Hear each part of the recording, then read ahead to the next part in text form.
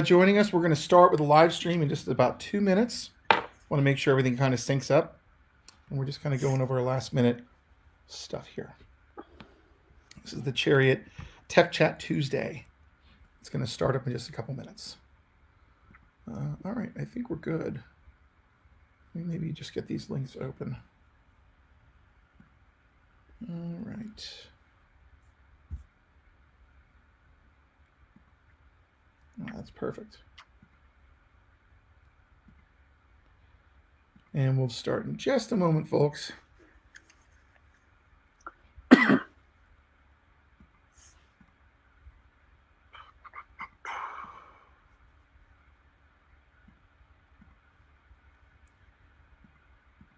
Tech Chat Tuesday starting in about a minute.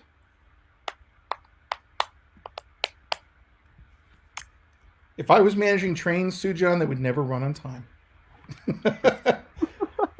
They'll run almost on time. And I'm a drummer. I have no excuse for this, really. All right, let's see here. I think we're ready to go. Time is overrated. It is, isn't it? And it's a flat circle from what I've just heard. All right. I don't know where that comes from, but it sounds cool. All right, welcome everybody to Chariot Solutions Tech Chat Tuesday for Tuesday, since it is a Tuesday, November 10th. I'm Ken Rimple, and I have with me today Sujan Kapadia. Say hi, Sujan. Hey, everyone.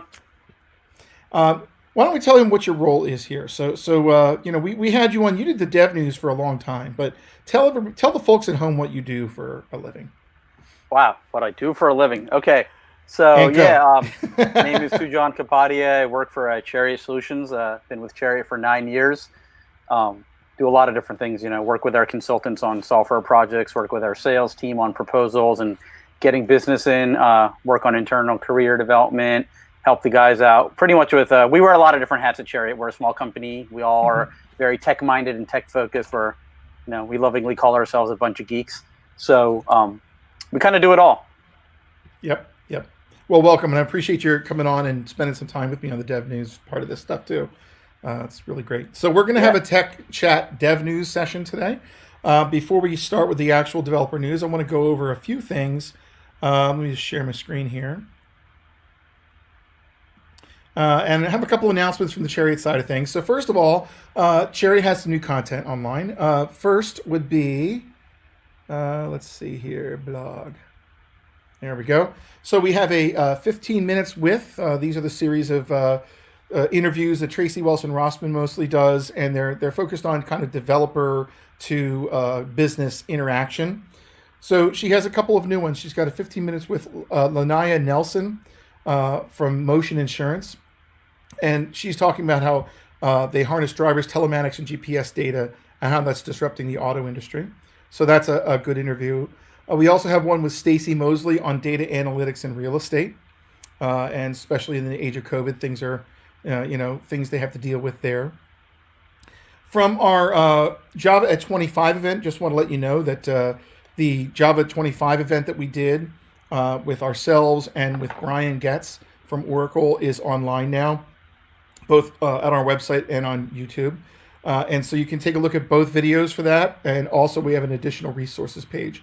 All of this is available at Chariot Solutions website under blog. If you go to resources blog, that's how you find it, along with literally, at this point, it's got to be thousands of additional topics that we, as developers, as geeks, we all talk about various different things. So you can there's a lot of stuff on there now. It's awesome. Yeah. It's kind of a bit of a renaissance of blog posts lately, which is great. Also wanted to point out our YouTube channel. If you go to youtube.com/Chariot Solutions, you can see that we've got a number of pieces there. Obviously, our 15 minutes with. We have different playlists. And so just to kind of point out our playlist that we have here, we've got our Tech Chat Tuesdays, all of what you're watching now. You can watch all of them going back to when we started these up in July. 15 minutes with, our Java 25 retrospectives, all of our Philly emerging technology for the enterprise videos from 2020, 2018, 2019, 2017, etc., all the way back, I think, 2015. And other screencasts as well for our IoT event. RxJS resources we put up there a while back, and so on. So tons of stuff. You don't have to register. You can just go to youtube.com/Chariot Solutions and take a look at our content there. So that's that. That's all the big announcements. Right now, I don't have any additional events coming up that I have a date for. So When I do, you'll hear about them here. You can follow us online on Twitter at TechCast. That's the other place we put things. And at Chariot Solution, without the S, is our official Twitter. But at TechCast is where I will tweet out things that come up from time to time as well. All right. So with that said, why don't we go through a few news items? First of all, we have TypeScript 4.0. Now, in August, Microsoft / the TypeScript organization, I don't think it's Microsoft anymore, but the TypeScript 4.0 project was released. So we've been on 3.x for a while. And so just to kind of clear the air here, there's a nice announcement here. We'll put this in the show notes. TypeScript is a language on top of JavaScript. It's a light typing language on top of JavaScript. Goes through a compiler, and then it takes all those things and turns it into pure JavaScript. But also, as you're compiling, finds all sorts of problems you might have if you get types wrong. Setting up interfaces and classes and methods and things like that, and making sure that all the typing and all the function assignments are correct. So it's like a superset of ECMAScript 2019, 2018, with basically data types. Its syntax is similar to Scala-ish syntax and Objective-C-ish syntax, and then it uses, for types, it uses variable name : type name. But if you haven't done anything with TypeScript, it's definitely something you check out. But TypeScript, yeah, go ahead. Oh, no. I was just going to say that I've only had a few instances where I've got to work with it kind of at the surface level, and I've loved it. I would never want to go back to doing what you called pure JavaScript, which is an oxymoron to me. Isn't it? Yeah. Purely not as functional or purely not as typed. Yeah. What's interesting is that the tricky part about TypeScript, just as a side note, is it doesn't run at runtime. It's running JavaScript at runtime. So there are things that you can do to kind of circumvent the TypeScript language because it really is just running JavaScript at runtime. But most people don't do that. In 4.0, there's a number of different good things. And so this is all the new stuff that came out. But rather than regurgitate all of these, we have a TypeScript blog entry, TypeScript 4, what I'm most excited about, from Fernando Doglio. And so he had a really good couple-minute read here. And what's interesting is they now do property type inference from constructors. So this is a nice little feature. I'm going to make this a bit bigger here. But let's say you have a class called person, and you declare that you've got 3 variables. You don't necessarily have to type all the variables. If somehow there's a definitive path where it assigns maybe the full name from the property, which is a string, so that gets a string type. And then first name is a split, and the array that comes back, it takes the 0th entry of the array, which is the first name. That's a string type. And then the last name is the second element in the array, and that's also a string type. So Can pretty I ask a interesting. So yeah, go ahead. Does so if I were generating documentation from TypeScript, does the inferencing or compiler run before documentation is generated, so I'd still get the types for each of the properties in the documentation? I don't know. Okay. being that I do a lot of coding of things for experiments that I don't document as much, I would hope that it would do that, because it should be able to document what it infers. That's a good question. My guess is that it would do it before. Okay. And here's the thing: if you've got a variant path, right? So if the path could change, right, then it can't really get a type set for it. So I believe these would be any's.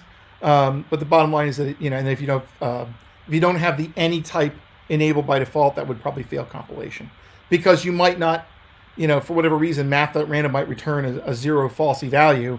So TypeScript's compiler says, you know what, I can't guarantee that path is hit, so I can't do the type inference. So that's one of the bigger things, is this type inference thing, which is interesting. Then we have labeled tuple elements. So this is another interesting thing. So if you define a function with a rest parameter, ... meaning everything at the end is an array, that's kind of like your tuple. The intent's not always clear. All right. So if you do like a sum, and your function sum has a params rest parameter, and you type it as 2 numbers as the tuple, it doesn't really say what they're supposed to be, because we didn't give an actual type, or we didn't give a label for the type. So we don't know this is param 0, param 1, or maybe this is like A or B. So it doesn't help a lot. So just the tooltip comes up and says, well, we got param 0 is a number, param 1 is a number, but you can't really read what the intent was.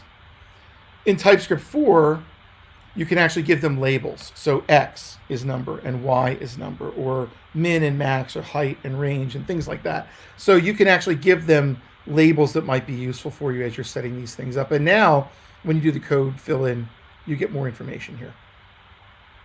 All right.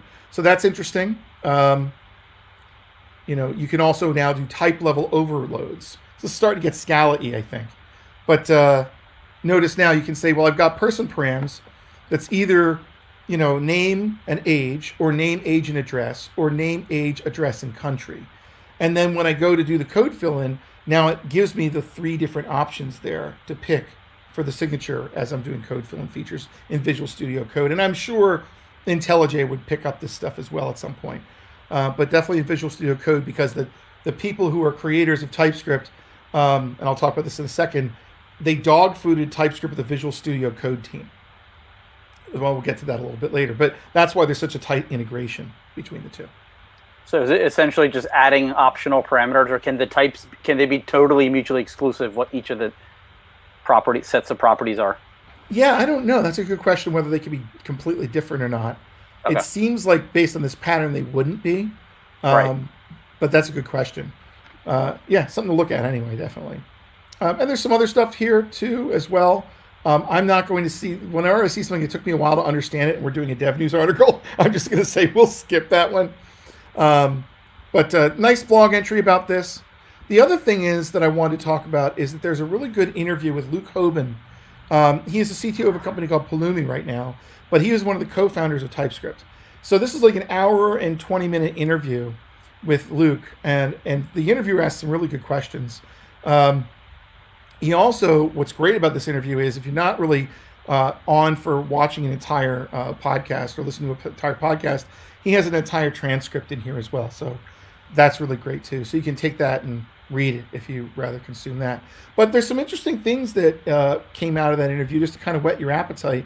So some of the things they talk about in here is, how they started. So they were, at the time, they were working at Microsoft doing kind of internal tooling, and they were using the Google Closure compiler, and they wanted better tooling for things for their teams, for the Microsoft Visual Studio engineering team. And so they began building this thing that will become TypeScript internally only. And it had a name. Now I can't find the name, but he'll give you the beta name. It was in a European town. Then they talked about the fact that Anders Hellsberg, who is the developer who at Microsoft took off with the concept of doing an IDE written in JavaScript. He's actually the guy that wrote Turbo Pascal, if you want to go way back in history. So Anders, he was a C# guy. Yeah, that Anders.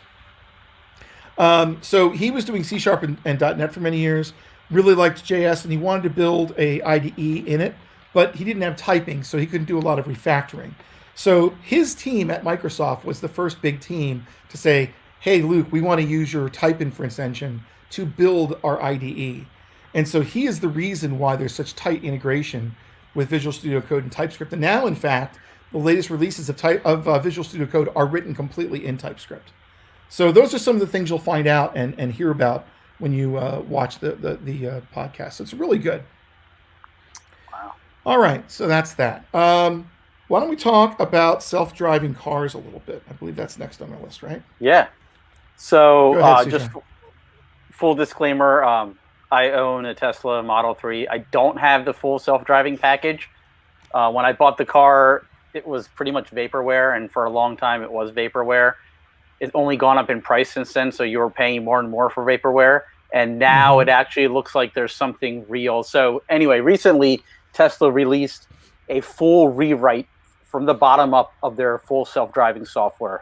They have their own custom hardware, their own custom chipset. The new rewrite, which has been released out to beta to, I don't know, probably several hundreds of cars. It's very slow roll through. Now takes all 8 cameras, the sonar, the radar, and integrates them into one video sequence.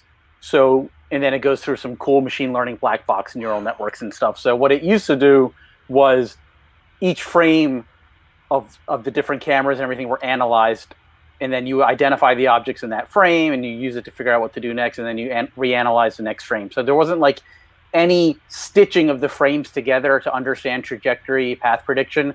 Now it's taking all of that, and over time, which is why they call it 4D, space and time, it's actually taking the whole video feed and merging it into one thing and training and learning off of that. And if you search on Twitter for hashtag FSD beta, you will see all the videos of people that have the beta software loaded, the chosen ones, so to speak, using it in neighborhoods, in cities, on highways.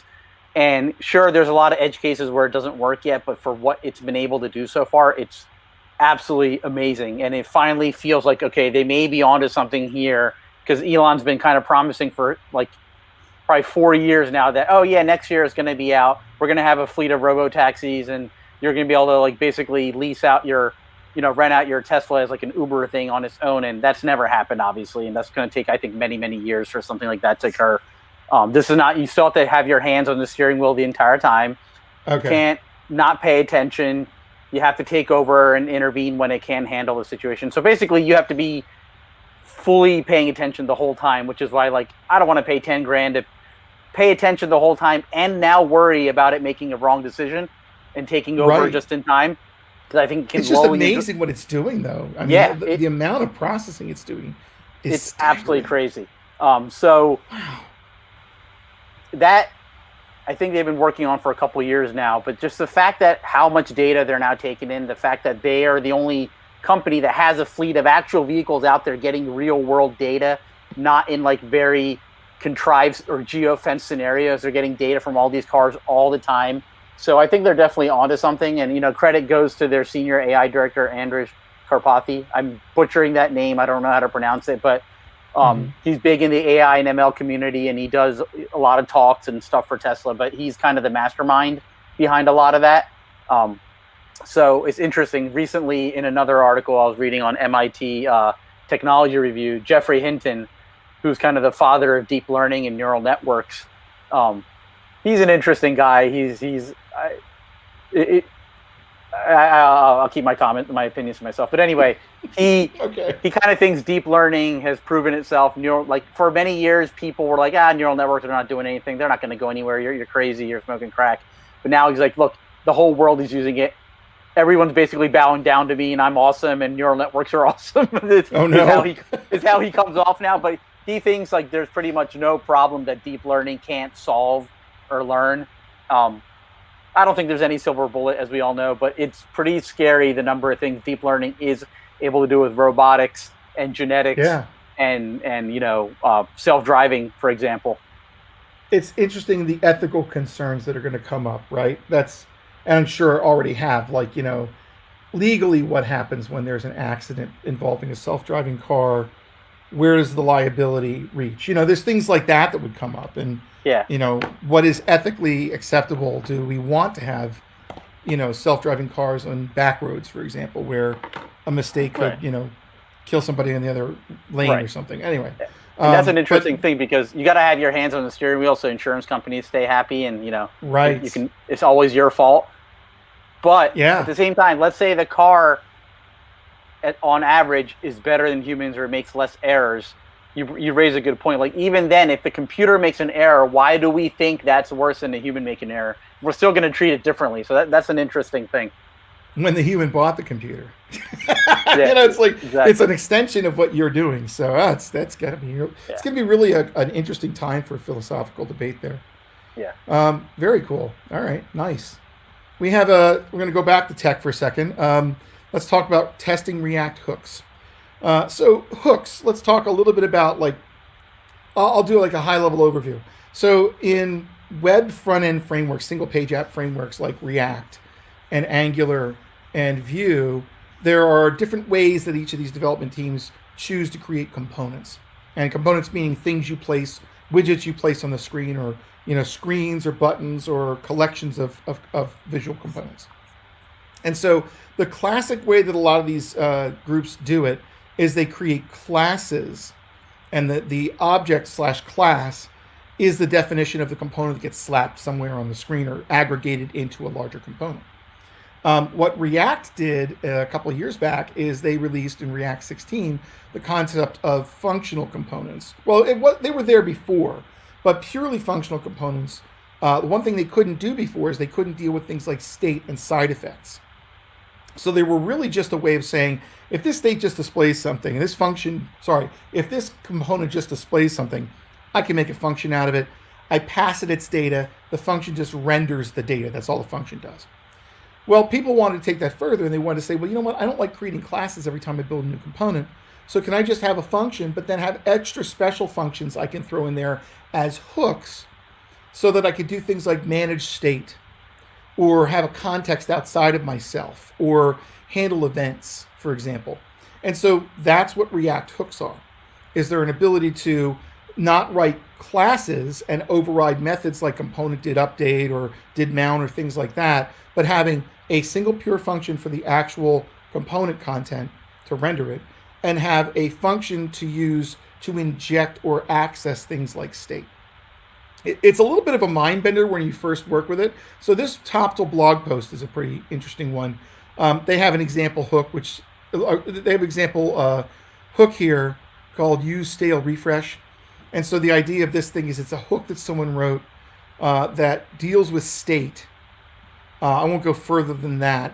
And then when something happens outside of it, there's an effect. And the idea of the effect is that something outside of your component triggered an event or something. And when that event is triggered, best I can explain this, then this particular hook will add some things to state or update state. I'll say that this is a more complex example on the get-go, but the bottom line is it gives you an idea. These are functions. They usually start with the word use, like use state, use effect, and things like that, use context. And there's like, I don't know how many there are, 10 or 8 or something. Those main ones built into React. And then there's others that you can use from different frameworks. So the bottom line is, if this is an effect, you want to be able to test it. So this blog article goes about trying to figure out like what the effect is supposed to do, and then goes ahead and defines test cases for this article, or for this function. And then basically he has a really kind of good layout of it. And so, for example, one of the things you need to do is you need to mock things like the actual fetch API. The fetch API is the API that this particular component is using to do the network request. And so the fetch mock, it basically acts like it's running asynchronously by doing a timeout. And then when it's done with the timeout, it returns an answer, which is a JSON object. Well, it provides a JSON function, which then resolves a promise with the data in it. So it gives you a technique, not that we have to like understand this, but if you're a TypeScript person, you'll probably say, oh, cool, that's how I do that. The bottom line is that or I should say a React hooks person, you'll be able to see this technique as a way of like faking out a mock. And instead of actually going to the network, it's mocking the network call asynchronously at 200 to up to 500 milliseconds of pause, which is kind of like acting like it's going to the network.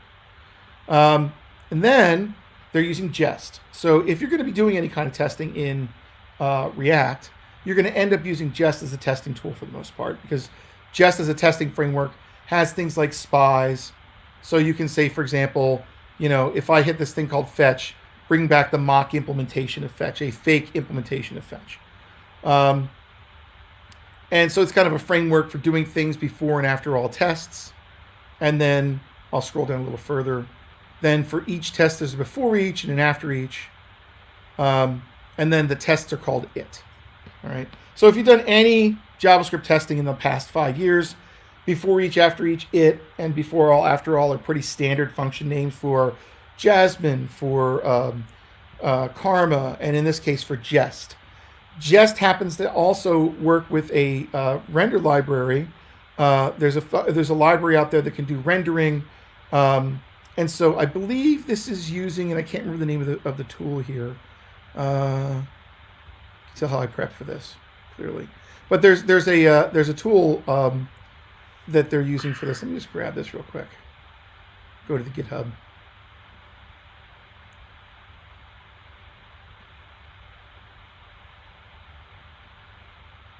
Okay. So render is coming from React DOM. Okay, so they're actually, and there are, Enzyme is the one I'm thinking of, by the way. So Enzyme is a testing library, and there's also React test library, and now apparently even in React DOM, you can go ahead and render a component in a test, right? So the interesting thing they're doing here is they're rendering the component they're testing, and that component has mocked functions that act like they're going to Ajax, but are really doing a spy. So anyway, I know I'm kind of going all over the map here, but yeah, go ahead. Quick question. So, and if there's not a quick answer to this, you can just say, we can talk it offline. But when would you choose functional components and hooks over class-based components? Well, I have some developer friends who say everything will be a functional component, and they go functional crazy. I think if it's a component that mostly works well as a function for rendering, but has a light amount of state, it's a good thing to potentially use a function for, because it kind of simplifies the code. If it's a thing like a form, I know there are things where you can use state to inject a form. I personally feel using a class is better than that. But this one developer I'm thinking of, and I think you know his name, would probably say, no, you can do a functional component for that too. Hi, Matt. But seriously, it's kind of one of those things where if people are functionally geared, they can find a way to do a lot of things with functional components and hooks. And it seems like it's the direction that a lot of newer React developers are taking. I personally work with class-based libraries, so it doesn't bother me to do class-based React. But what it does is it gets rid of having a lot of special callbacks. And so instead of the callbacks, you're using these functions instead. It's just a stylistic difference. And it keeps you from accidentally throwing too much in a state, because you have to really work hard to inject state, for example, by using useState, right? So you're now writing a function to define the state outside of the component itself, so to speak, and you're managing it directly. So I don't know if that's a good answer at all, but bottom line is that functional developers will appreciate these libraries. Matt actually mentioned before that Vue 3 has a hooks-based approach to things as well. So they're switching their event model and their state management model to hooks as well. But this article at least has an example of testing hooks. And it may not be the only technique to use, and certainly some of our developers might feel differently and say, well, I do it this way.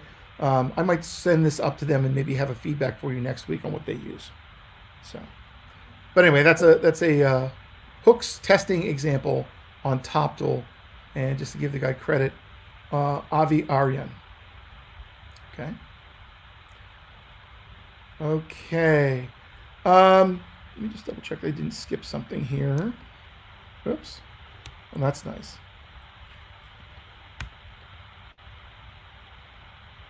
Yeah, next up, AdaFruit Neotrellis M4 Express. I want this thing. Let me tell you what it is. It's a circuit board from AdaFruit. Now, AdaFruit, it's like and I don't know, Sujan, if you'll recognize this term, but Edmund Scientific of our day. Oh, absolutely. Right? Edmund Scientific was a New Jersey-based company that had a mail order catalog back in the 70s and 80s and probably 60s. And it was now we do maker stuff. Like everyone who hacks on things, they call them makers, right? But back then, that was the place you would go or order from to build your own telescope, to build your own electronics stuff. And that and Radio Shack. I spent a lot of time with both of those as a young nerd. And everyone's experimenting with Arduinos and Raspberry Pis and things like that. And now there's a lot of actual applications being written for IoT devices, Internet of Things devices that are running on these types of microcontrollers. We had a whole show on this about a year ago, IoT on AWS, that you can look up in our videos. But so one of the things that this particular group does is they find interesting electronics and they package them and sell them as kits. So, for example, there are these things called the Feather, which are nice little ESP286 or 386 chips that do all sorts of things. Like some are Wi-Fi enabled, some are data loggers. Yeah, okay.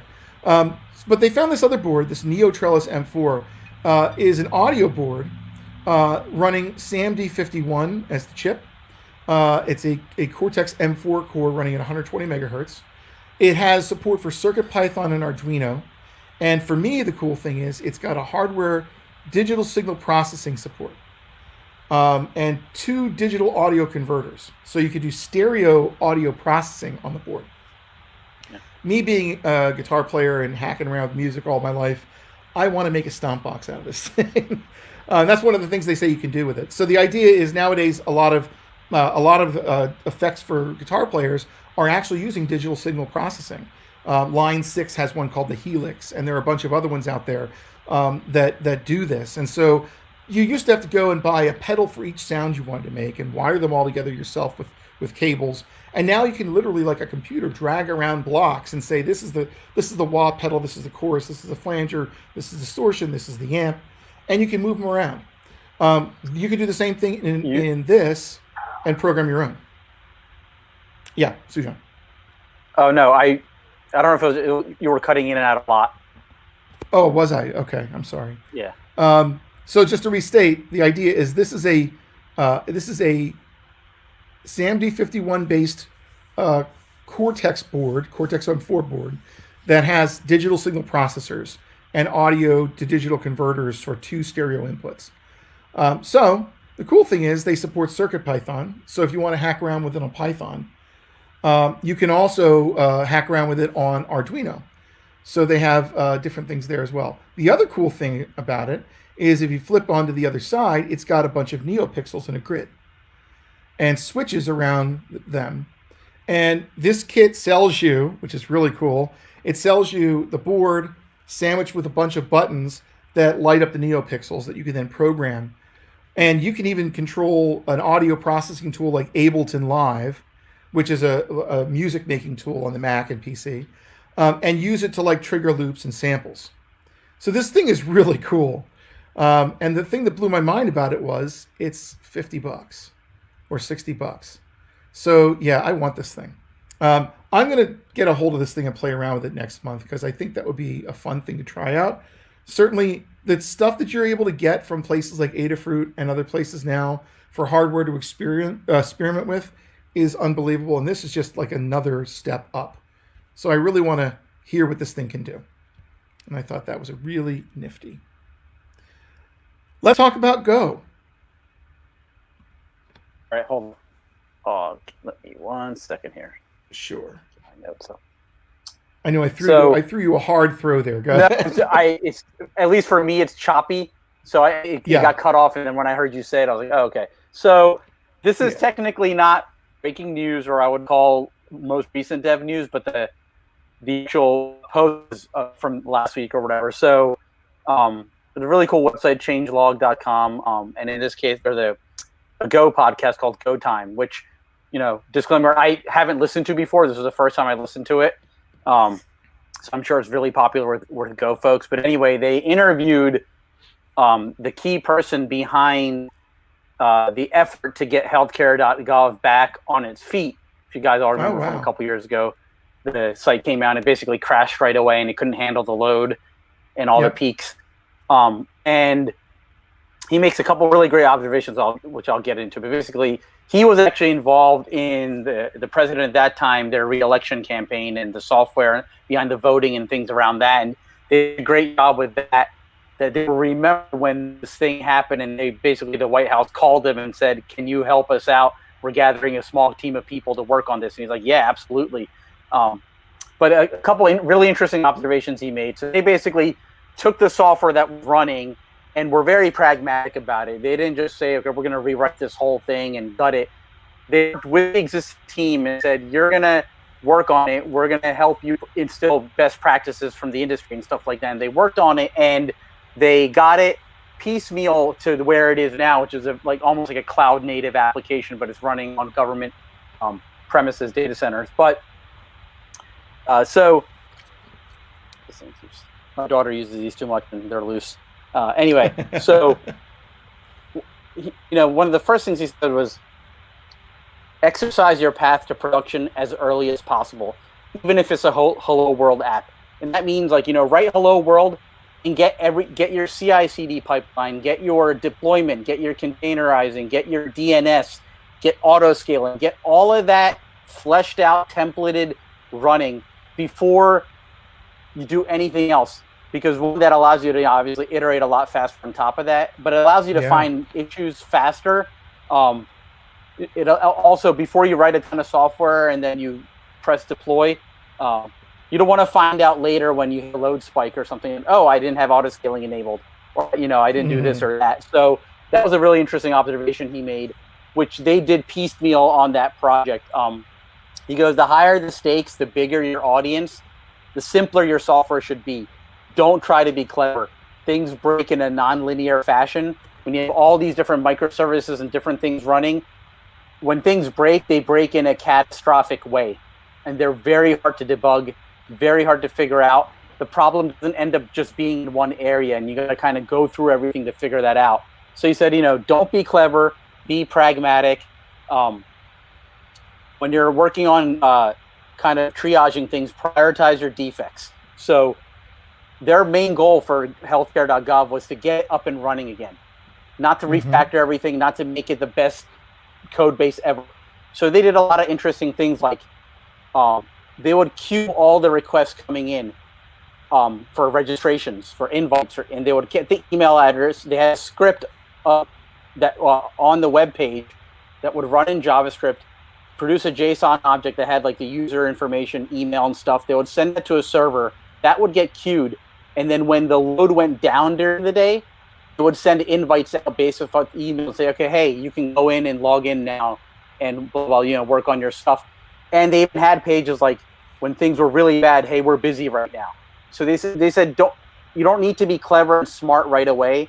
When they had this large system with tons of people using it and battering it, they would bring the system down for certain people. They would queue requests and handle them later and provide links later. So they did all these things to ease load, to increase the user experience, get kind of faith of users back as they started adding things like breaking things into microservices, doing auto scaling. Another interesting thing was their approach to working with people. We all like to think we're the smartest people in the world and we work with a bunch of engineers, but they have a really good approach of working with other people and advising them, not telling them to do, not taking over, not deleting their code and throwing it away and saying you guys suck. These guys were under enormous pressure. It was on the news every day. It was on every TV. It was on every podcast and radio station. So they worked with them to teach them how to refactor their code and piecemeal add best practices. I thought that whole approach, you should definitely listen to this podcast. I think the guy had a really good head on his shoulders. And the reason they chose Go for some key components was because of his concurrency, because of his channels.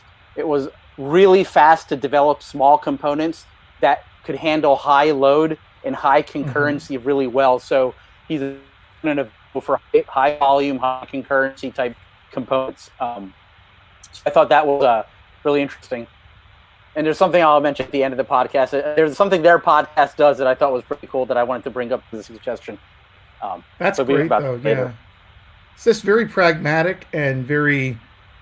They're not just like gutting everything and moving on. These other people probably knew a lot about what was wrong or the system they were building too. So if you can coach them as to how to write the code better, you're gaining also the fact that they were immersed in it for a while, so they know the business and everything else.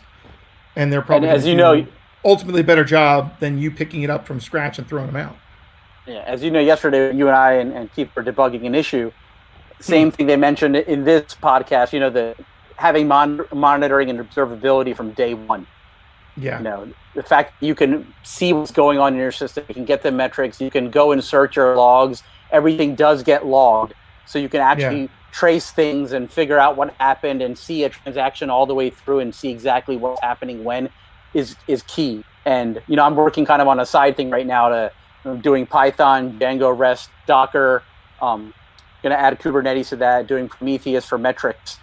And I'm going to have Grafana dashboards and then deploy that to AWS. But I'm kind of taking the same advice as guys giving. Like I have like 2 or 3 endpoints, really simple endpoints and a simple data model right now. By the way, Python, Django migrations are awesome, but we can talk about that next time. We have to make a session for that because we haven't talked nearly enough about Python and Django on this podcast. So I'm going through that, like trying to do a thin slice all the way through, including monitoring and containerization and orchestration and deploying to AWS before I add any actual real business logic. Right.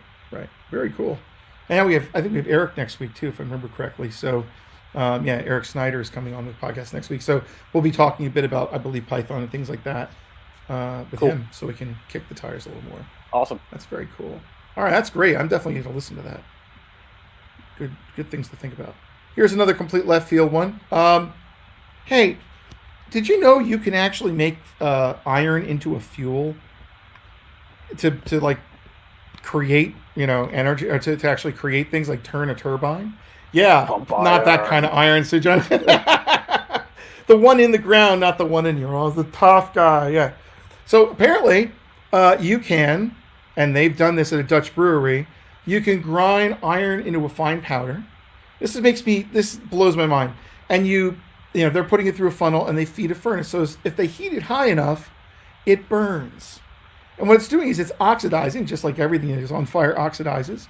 But it turns out that you get, ultimately iron oxide, which is rust, and it's the only emission. There's no carbon. And then it turns out you can take that iron oxide, this is nuts, apply electricity to it, and get back to iron. So you've got a feedback loop. And what they're saying here in this article is that if you could figure out a way to do that with renewable energy, think about it, right? You have solar energy or whatever powering the electricity that you do these bursts in. I don't know if that actually will make enough energy to do it, but they're saying if you could use wind or solar or some other zero carbon power generation systems, hydro, you could turn that iron rust back into fuel to some degree. It's not, I'm sure you lose some every time, but you're getting some more efficiency in the system doing it that way. So yeah, this brewery is using it as, I guess they're heating stuff with it, but it's a clean, sustainable fuel for combustion. And iron, as we were talking about yesterday in the prep, is everywhere. It's in the ground. Yeah. You can extract it from things very easily. It's not difficult to find. What a cool idea, So this is an article just kind of talking about it. Let's see. As a burnable clean energy storage medium, this is on newatlas.com. Iron powder's advantages include the fact that it's cheap and abundant, the fact that it's easy to transport and has a good energy density, high burning temperature, I guess it won't explode on you, and the fact that unlike hydrogen, for example, it doesn't need to be cryogenically cooled or lose any energy during long periods of storage. That's a good point too, right? Very interesting stuff. So the more we start getting innovative again with this stuff, and we really have to find more alternative fuels, that's a cool alternative fuel. Yeah. I mean, and so much is being done on that front. I was reading things the other day about 3D printing graphene. Graphene is like this miraculous wonder material, which there's tons of ideas, patents, and papers on, but no one's been able to do anything with it because it's hard to produce, hard to get. Is it a superconductor? Is that what it is? I forget what it is. No. Yeah. Okay. But yeah, they're looking at 3D printing it with other substrates and materials, and that's cool. I mean, that is going to be amazing if they're able to do like 3D printing solar panels, all sorts of. And so yes, the alternative energy. Like I don't think we understand or realize what the next century is going to look like when it comes to alternative energy. I think things are going to be fabulous as long as we put more money into it and research into it. That's the key, right? I mean, I think for many, many years, the oil and gas industry had a lock on everything, because that's where you got your fuel, Yeah. But now that we're running out, and now that it's getting more expensive, and now that we have, the atmosphere heating up because of too much emission, we've got to get really, really innovative. And, it seems like we're starting to. And yeah, I just hope it keeps improving and improving. So, cool. Hey, you have another cool one. The Hyperloop. Yeah. So I've been hearing about this Hyperloop thing for years now. Elon, I think, had initiated the idea or was a big proponent of it several years back. But I think he started doing his Elon boring thing in Vegas, or building underground transportation. I don't know where they got with that. I think they built actually a small segment of it. But I don't know if they actually built a vehicle to test it out. But anyway, Virgin Atlantic, Virgin Airlines, whatever, they have built a Hyperloop. And from Santa Clarita to Pasadena, I know nothing about California. Just all the towns sound really cool. Take the 504 to the Obviously, I know nothing, but there's a comedy bit about that on Saturday Night Live. But anyway, this is the Hyperloop. Just for those who don't know, it's basically a large glass tube, right? It's intended to carry passengers in small pods. Think like Jetsons, right? Oh, there's people that don't know what Jetsons is. Anyway, I'm dating myself there. Through a vacuum tube, and it kind of reminds me of the pneumatic mail tubes, like people just coming through them. But anyway, you're also dating yourself there too. Yeah, you're right. Anyway, 500. So the test run, which was between Santa Clarita and Pasadena, it was 500 meters. Sorry, no, it couldn't have been. Anyway, 500 it's like a meters test one, in 15 seconds, which is 33 meters a second, 107 feet per second. That's how fast it was traveling, which is insane. Fast. I think 2 test passengers in there. I wonder who decided, hey, I'll be the first one to try this out. You know what they did? 2 interns. Yeah, probably. Like, hey, this is you your two. first You have a day on the great job. assignment coming up. Yeah. First day on the job, get in. Shove you in. We hope to see you on the other side. Get comfy. This is going to be a fun ride. Yeah. Yeah. It's only going to last 15 seconds, so don't worry. Apparently, production will go 220 miles per hour, which is, I mean, that's just mind-boggling. You say 220 miles an hour? 620 miles an hour. What? So they were saying a trip between San Francisco and Los Angeles would be 45 minutes. I just want to point out something that maybe they haven't thought about. There are fault lines all over California. I sure hope they figured out how earthquakes would affect this. As you're going along at 650 miles an hour and the ground shakes, and ooh. But it sounds has, like, really interesting. Rockets on it. And why does all the cool stuff happen in California? I don't get it. Well, some things that are cool happen, like fires, but there's so much innovation. Tech-wise. Yes, earthquakes, fires, floods. But the thing is, you're right. There's so much cool stuff, and that is really interesting. So it's interesting. I didn't even realize that Virgin was doing a Hyperloop. I thought that was just Elon. That's what I thought too. But all this talk, we're talking about fast transportation. We're talking about deep learning. Talking about alternative energies. This is not in the list of links, but I was reading something about a research university where the students have built kind of a skin, like, electronic chips that are flexible. You can stretch them up to like 6 inches without losing anything or degrading the electric signal.